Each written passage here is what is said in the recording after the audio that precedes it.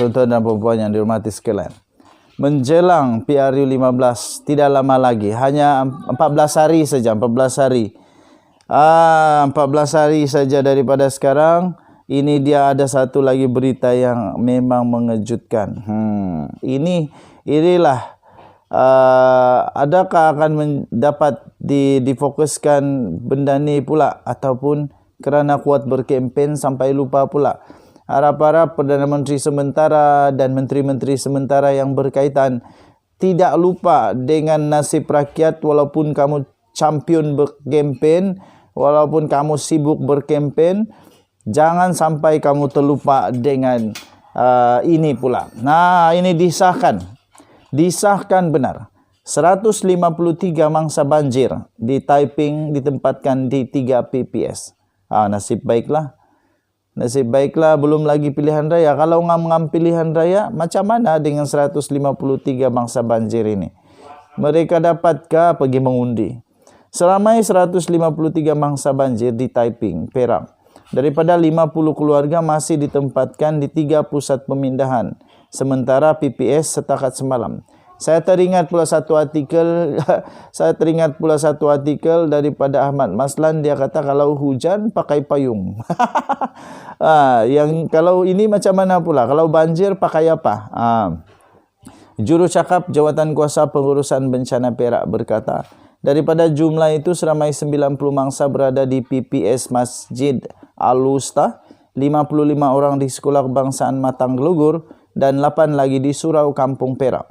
Paras air Sungai Ijok melebihi paras normal namun berada di bawah paras waspada. Menurutnya dalam kenyataan semalam. Katanya mangsa akan dibenarkan pulang ke rumah masing-masing apabila banjir surut dan pemantauan mendapati keadaan adalah selamat. Hujan lebat petang kemarin menyebabkan beberapa kampung di sekitar Taiping terjejas dan ratusan penduduk terpaksa dipindahkan ke PPS. Kita harap-haraplah tidak ada musibah banjir ketika pilihan raya pada 19 November ini. Kalau banjir, ini kalilah kita akan nampak orang pergi mengundi sambil berenang di banjir. Okey, saya menyeru kepada seluruh rakyat Malaysia. Oleh kerana kita punya parlimen sudah dibubarkan, mau tidak mau tunaikanlah beramai-ramai, pujuklah semua keluarga turun mengundi. Pujuklah seluruh keluarga turun mengundi. Sama ada kamu ini penyokong BN kah, penyokong PN kah, penyokong PH kah, GTA kah, warisan kah, GRS kah, siapapun kamu undi, turunlah mengundi. Kerana itu adalah kewajipan dan hak kita sebagai orang warga negara rakyat Malaysia. Kita ada kewajipan untuk menentukan. Kita ada kewajipan untuk menjaga sistem demokrasi negara kita Malaysia. Jadi pergilah mengundi beramai-ramai. Bawa semua nenek, makcik, pakcik, aunty, anak buah, cucu, girlfriend, boyfriend, suami, isteri, siapa sajalah. Bawa semua pergi mengundi. Ramai-ramai pergi mengundi. Kalau banjir, pastikan kamu selamat mengundi dengan cara selamat pergi mengundi. Kalau banjir, tanyalah kepada YB calon-calon macam mana kamu dapat pergi mengundi. Yang penting pergilah mengundi. Jangan pula kamu buang peluang kamu yang satu-satunya untuk mengundi. Dan pastikan untuk undi 18, kamu jangan buat boikot, jangan kasih boikot pilihan raya, pergi mengundi. Denyut nadi suara rakyat bergema di channel ini. Bye-bye. Perlu ketawa dululah. Kadang-kadang lucu, kadang-kadang kenyataan-kenyataan daripada ahli-ahli politik ini kadang-kadang lucu. Dan kadang-kadang rasanya seperti ada yang tidak sedar diri juga. Dan dia tidak fikir kalau dia yang kena. Okay, so yang pertama ini tuan-tuan dan puan-puan, pagi ini baru saja terima berita yang memang lucu. Pemimpin BN tidak terpilih jadi calon perlu berbesar hati. What? Cubalah engkau yang tak kena calon. Apa perasaan engkau pula? Okey, daripada biharian.com. Pemimpin Barisan Nasional BN yang tidak dicalonkan pada pilihan raya umum ke-15 perlu berbesar hati dengan memberi peluang kepada pelapis yang dipilih oleh mewakili rakyat, mewakili parti. Demikian kata Timbalan Pengerusi BN, Datuk Seri Muhammad Hassan berkata calon yang dipilih, disaring dan disenarai pendek itu adalah wakil kepada parti. Pertama sekali saya mau tanya, kalau Tok Matasan yang tak kena calon, apa dia punya perasaan? Adakah dia akan berbesar hati? Adakah dia akan gembira dan sehingga melompat-lompat kegirangan? Dan kemudian dia beritahu kepada seluruh dunia, aku berbesar hati kerana aku tak dicalonkan. Aku berbesar hati kerana aku tak dicalonkan. Terima kasih Zahid Abidi, aku tak dicalonkan. Aku tak dicalonkan. Sedangkan kepimpinan di dalam bahagian mencalonkan satu-satunya nama, engkau lah yang dicalonkan untuk pilihan raya. Alih-alih pucuk pimpinan 5 teratas parti membuat keputusan, engkau tak dicalonkan. Adakah engkau gembira atau apa?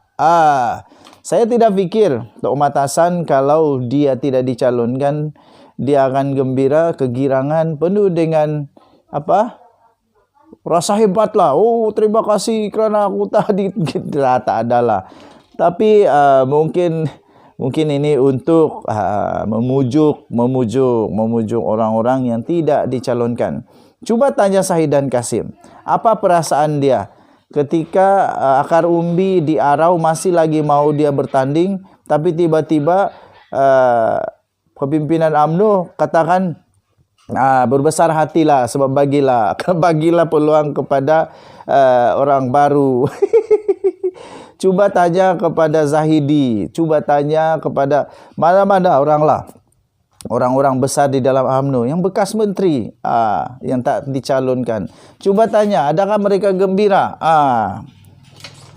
Setiap pilihan raya sama ada PRU atau PRK memang ada gegaran, rasa tidak puas hati calon. Kerana ramai yang mahukan calon mereka diberi tempat. Tapi insyaAllah dalam 2 ke 3 hari ia akan reda. Yang pentingnya parti yang mengambil bahagian dalam pilihan raya, yang kalah ataupun menang adalah parti, katanya. Yalah.